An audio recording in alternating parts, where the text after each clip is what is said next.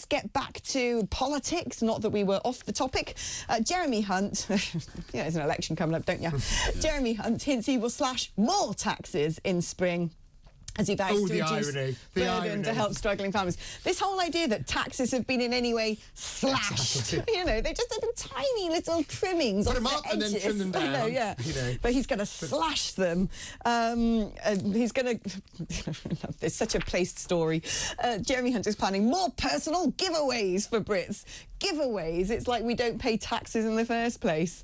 Give people their own money back, as Thatcher would have put it, having taken a lot of it. Can I just say before we do taxes, I know on the Belgium the Belgian plan, of course, Labour's the mobile phone things. Labour wants plan is to use anti-terror legislation to tackle the gangs, and I think that would be one of the things they would be able to do, because that would give you an exemption. Laza, I hope they're paying you, because you're doing really well at espousing Labour policy today. And do you know what? I'm quite disappointed. I'm wearing red and agreeing with a lot of them, which is slightly alarming. It's 70 quid it is now to be a member of the Labour Party. It went out of my bank account the other day. Yeah. It's extortionate. I've got no idea how much it costs to be a member of the Tories. But it's... I think it's around 20-25 quid. I was thinking close to 30 quid. Yeah. Unless you want to actually, decide government policy, and then you can pay millions of pounds to sit with a cabinet minister at dinner. Just to be an ordinary member, it's like 69 quid or something now, so yeah. Is it? Yes. Wow, there you go. Unless you're a young'un. But I'm not a young'un anymore. So, plans to slash taxes. We've heard it all before. I mean, by slash, he means maybe 1 pence off something if you're lucky.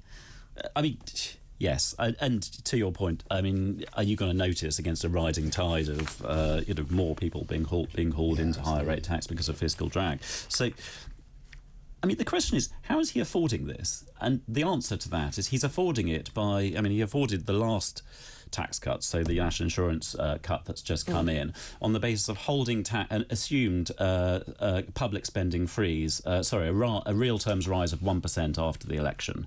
So, all public spending is going up by 1%. That is going to be swallowed by the NHS, possibly more. And so what that means is that everywhere else is going to get cut.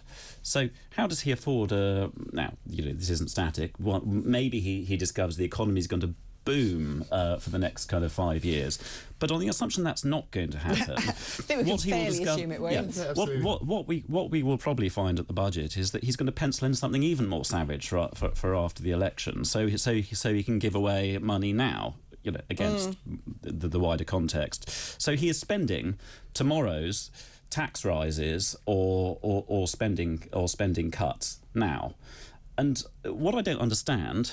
Play back to my former Ed Miliband advisor colleague here is, why isn't Labour talking about this? The Tories are clearly pushing a scorched earth policy, which is all about warning of and they talk about the 28 billion thing, which we're going to come on to, warning of Labour tax rises to pay for their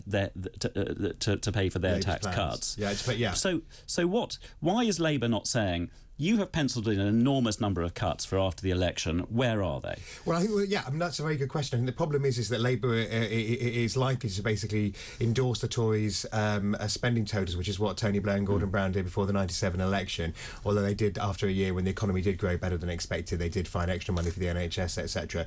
So I think that's the real danger. I think Labour probably doesn't want to highlight the fact that even under a Labour government, it's going to be a pretty tough settlement for the public sector going forward outside the NHS. Completely it's going to come under a lot of a lot of scrutiny in the election. As it stands, they're basically giving the Tories a free pass. The Tories are going to say, and are already saying, Labour are going to come in and put your taxes up, and they're waiving the 28 billion number. This is the Green Investment Plan, which is controversially being pushed into the long grass.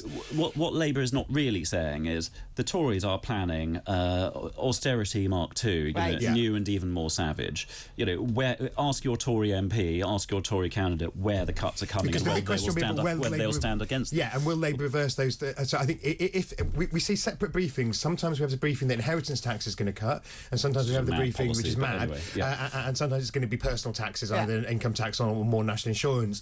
So if it's inheritance tax, Labour's absolutely clear. Keir was absolutely clear on Thursday that he would reverse any inheritance tax cut. That's an easy win for Labour. Only affects 5% of households. Literally a tax cut for millionaires. Exactly, literally a tax cut for millionaires. It's much harder if the Tories cut income tax, whether Labour will reverse it. I think the thing is, wouldn't say it's necessarily a tax cut for millionaires. There are people like they're caught in the middle who end up paying it, and that feels very unfair when they've saved up something all their life. But the point is, the millionaires always have accountants and funds it's the and multi-millionaires portfolios abroad who manage to avoid it. Tax. If you are a married couple, then actually you have to be handing on an estate of kind of up to £1 million to be hauled into it. So it is literally. I mean, the number of people who actually pay it. So I had my parents were divorced. So my dad died 20 years ago. I did pay inheritance tax on his estate because, but by the time my mum died, if you leave the family home to one of your immediate family now, up to 200, I think it's about 200,000. So the Tories, that was a sensible move. So it meant that sort of average families could pass on basically the family home and the modest savings.